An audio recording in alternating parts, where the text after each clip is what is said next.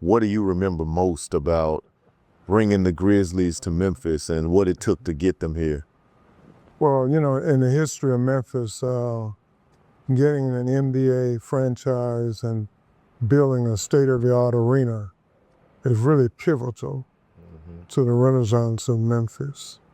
So, first of all, Mr. Mayor, I'm appreciative to have this opportunity to dialogue with you. In preparing myself for this interview, I thought about it. I became mayor 35 years ago. So when I looked at your questions, often people like to compare. So I'd like for us to be in a context of contraction. Right. I mean, it's a contrast because you are mayor at a different period in American history and in the history of the city. In 1991, Mr. Mayor, the city was broke. Yeah. We had $3.1 million in reserves. $3.1 million. In the city's reserve. It was broke. Wow. Public housing was in ruins. Okay? We had no professional sports. We didn't have public-private partnerships. The downtown was, barren. So that was the context. So we look past my tenure and where you are today, I was managing growth. And so a lot has happened since then. So this, to get at your point, I knew that for Memphis to be a top tier city, we needed professional sports. And Mr. Mayor, you'll be surprised that all of the resistance that I experienced as a mayor, they did not embrace a public-private partnership. They wanted Mr. Heisley to build this arena with his money, no public-private partnerships. So there were some county commissioners who started a no NBA parade. They put signs about no NBA. Herenton is dead. Remember those signs? You remember that? Yeah, I remember the signs. So here we are today, Mr. Mayor. In your era, you are enjoying the benefits of the conflict of getting this arena. So I think, to answer your question, this was a pivotal accomplishment for our city. Yeah. So there, at that time, there were people that doubted whether Memphis could support an NBA team.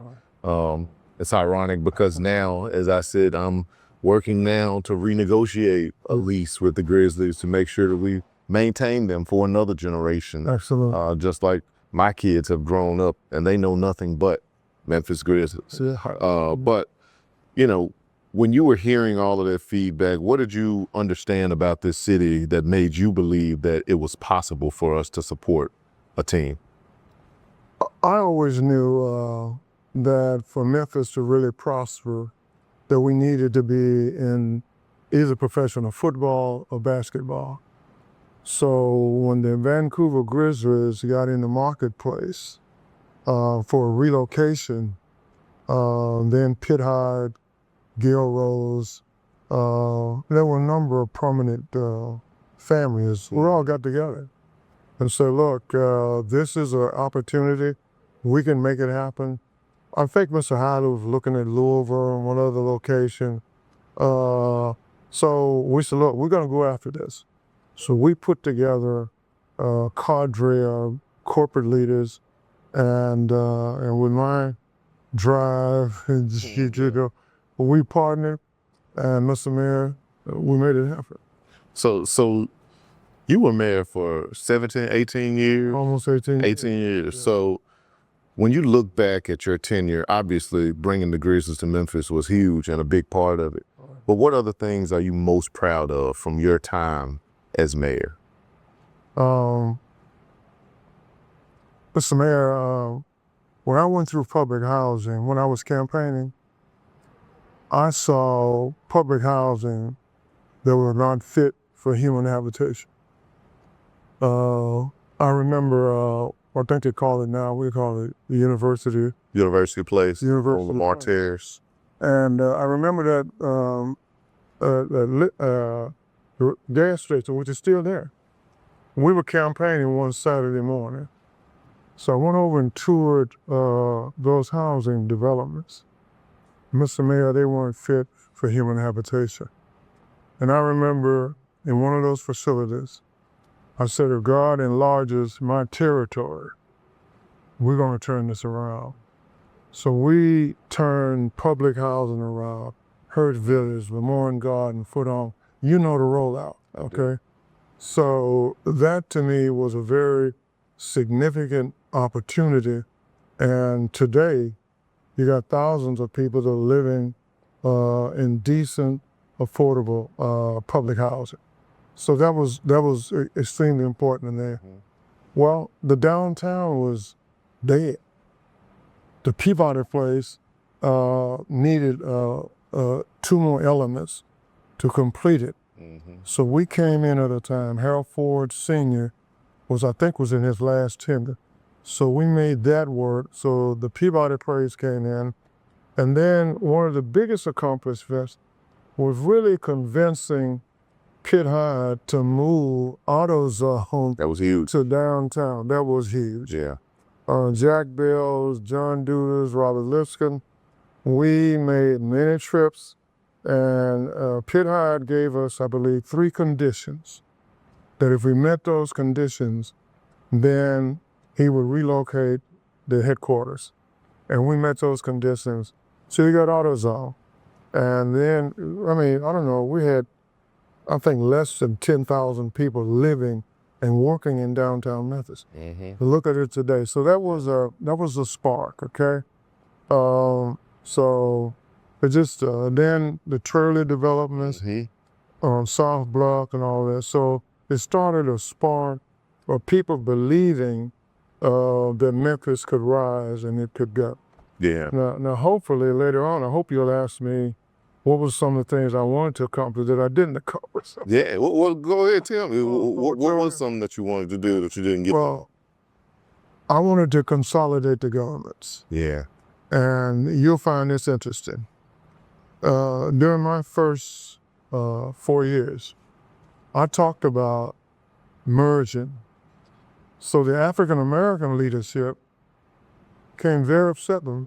And so we have labored to get a black mayor, and you're talking about merging, which will dilute the black vote. And I remember saying to them, I do not want Memphis to become another Detroit. I got in the newspaper, people in Detroit didn't like this. Yeah, I bet. So I saw metropolitan government as an imperative for us to grow. Well, I didn't make that happen, okay? I wanted to privatize MLG&W. And let me tell you what that was about. We had a Wall Street firm to do a valuation. Morgan Keegan did a valuation, and I wanted to do a spinoff.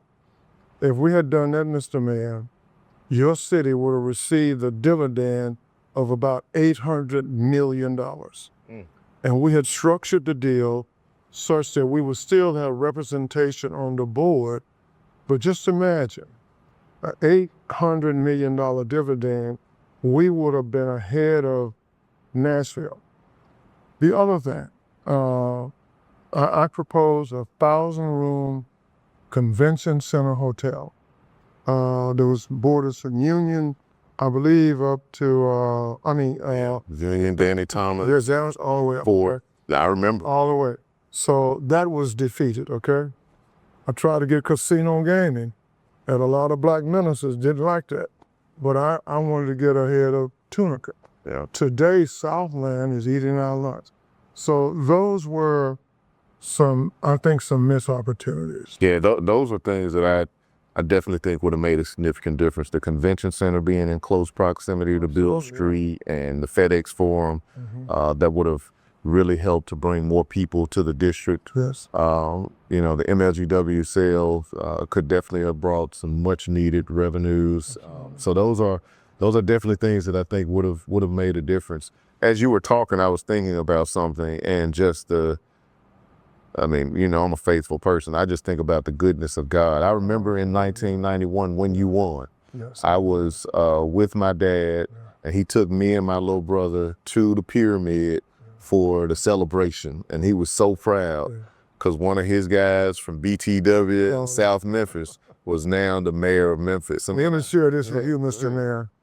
I've had many lunches at Piccadilly with your father. yeah, I know. Your dad and mother opened the church up for me in 1991.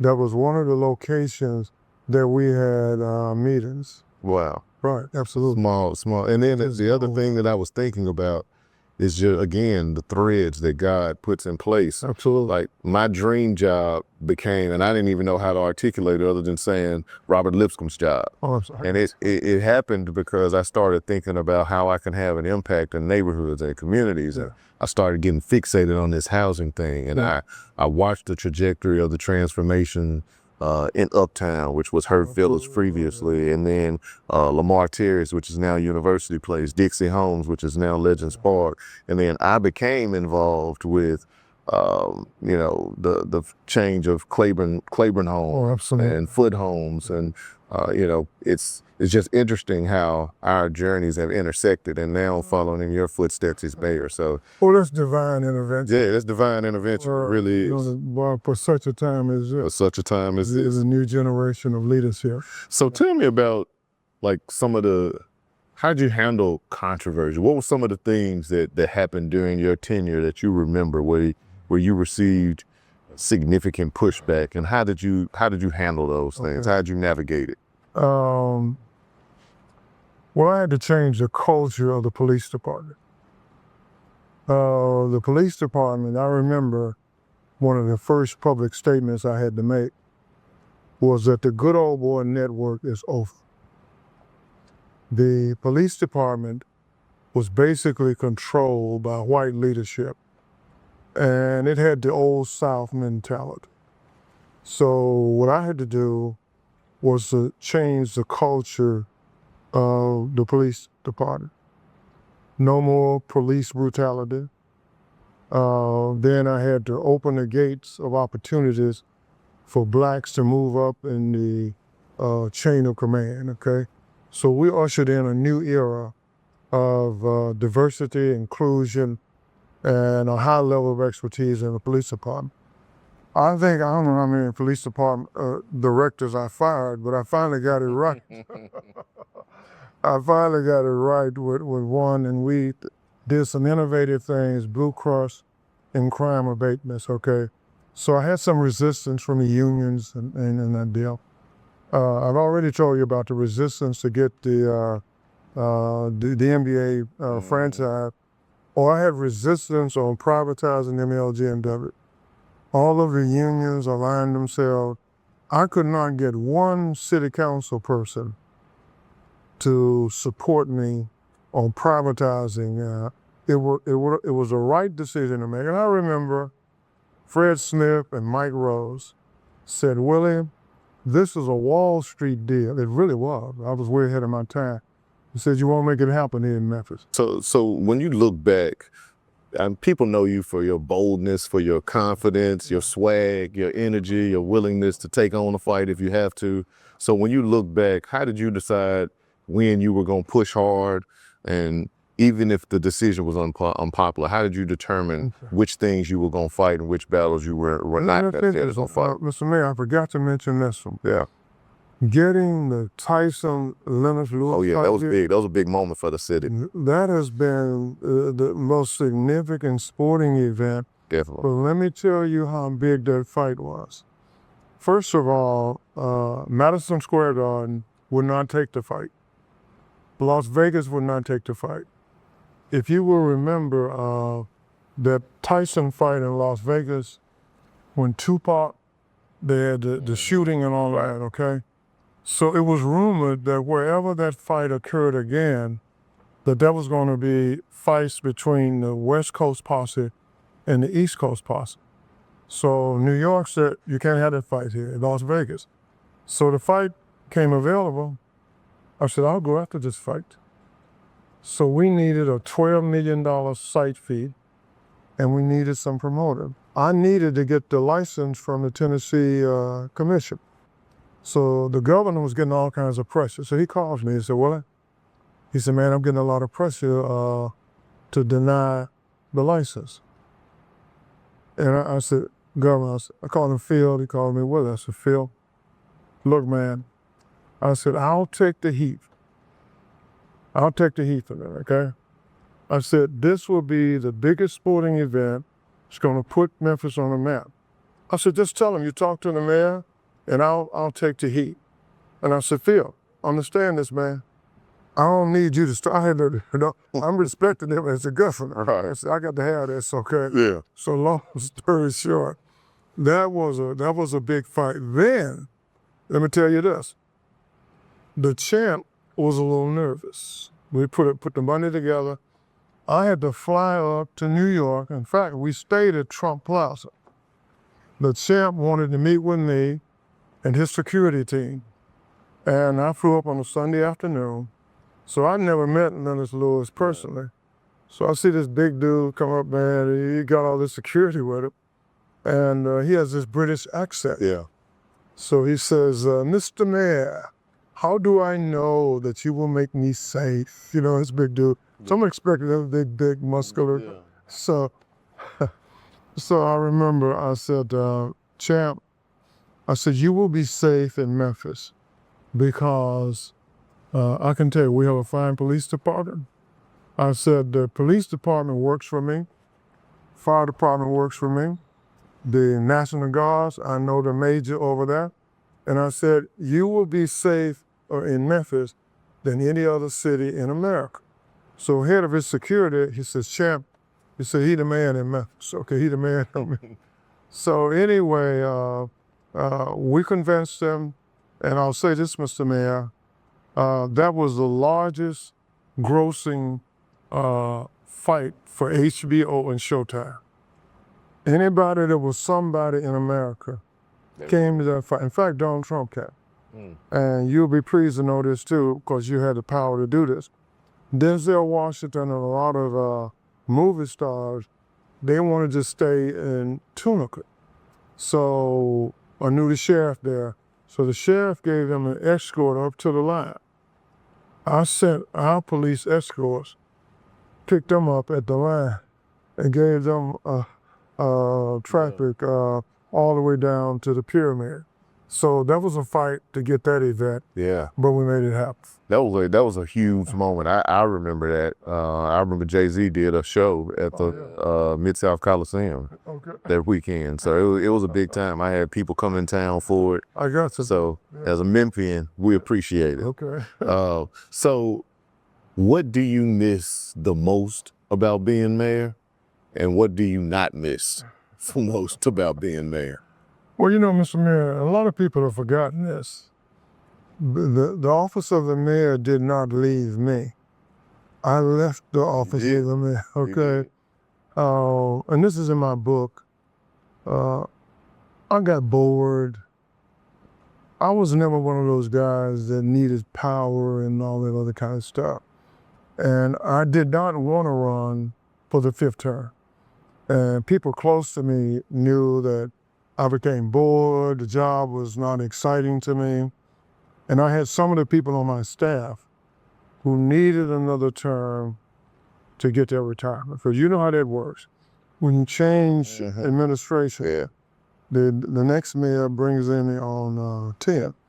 So then in my book, you'll find out there was anyway, I won't talk about that right now, but there was a behind the scene plot to keep me from running in 2007. So you'll see a chapter in my book. If you'll also remember, you have not asked me about the conflicts I had, the controversies, and you'll see this in my book. But long story, the power elite and some of the political establishment, they wanted me gone. So they wanted me gone. So out of my defiance, I said, no, I'm running it when I really didn't want to run it. Yeah. So I don't really miss anything. You don't miss any of No, I don't miss any of it. it. Yeah. Right now, I'm a private citizen, man, and but let me just say this to you. I say this to a lot of people. It's important that you be successful. Very important that you be successful. You're in a very competitive arena with other cities, and let me tell you one. You did ask me this. One of the things that really irritates me is for many Memphians to compare Memphis with Atlanta and Nashville, and it still irritates me. I had a guy last week. He just comes back from Nashville, so he said, "Oh man, look at Memphis. Look at what I did, Mr. Mayor, and it's even more pronounced." They said, well, "Look at Atlanta." I said, "Okay, Atlanta's a great city. Nashville is a great city, but Memphis is very unique. It is. We will never be another Atlanta. We will never be Nashville. Let's be Memphis, okay? Let's be Memphis, okay?" And so, and it still irritates me today that people want to say we're not, and you know, and let me also say this, you didn't ask me to. You're facing a population decline, Right. but I faced that. But we were annexing. So I hope you will send a message to look, the population decline didn't just occur with you.